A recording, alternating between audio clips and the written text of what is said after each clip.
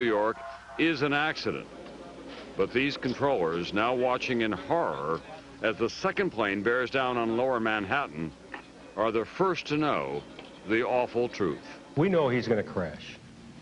That's pretty much a given. We don't know where he's going to crash.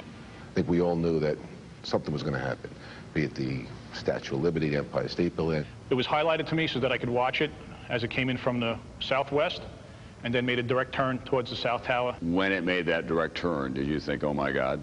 I thought it was a fighter jet coming in to cover the city. As it turned out, it just continued to descend through 5,000 feet and lower. And that's when my soup came up and said, you know, you could probably consider him a terrorist at this point. And you kind of just turn around and got this kind of empty feeling. It was helpless. You couldn't do it. Yeah.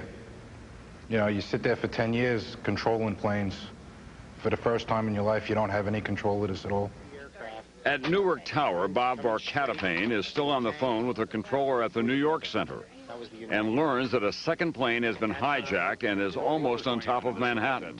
He says to me, as a matter of fact, do you see that target coming over the Verrazano Bridge? I went over to the radar and looked at the radar. The Verrazano Bridge is depicted on the radar. Right. And I looked over there, and I saw the aircraft descending out of 4,700 feet, 3,600 feet, 2,700 feet. I could hear him calling on altitudes. I have a target in sight. He's descending rapidly. And he said, look out to the southeast. And the gentleman working ground control said, hey, who's that? By the Verrazano Bridge. And here comes a very large target, descending rapidly, very fast. He was in a hard right bank, diving very steeply and very fast. And he, as he was coming up the Hudson River, he made another hard left turn and just heading for downtown Manhattan. It was fast.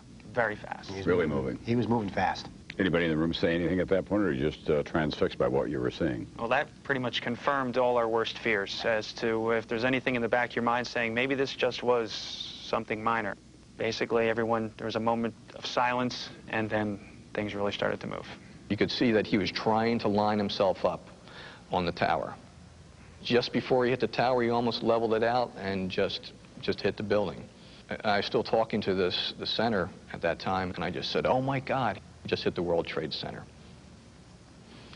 And you could see him go in the side of the building, and then you just saw the flames and explosion erupting out the other side of the building. What was going on in this room at that time? There was disbelief. They couldn't believe what we just saw. They knew it was coming, but until they saw it happen with their own eyes, it was too hard to believe.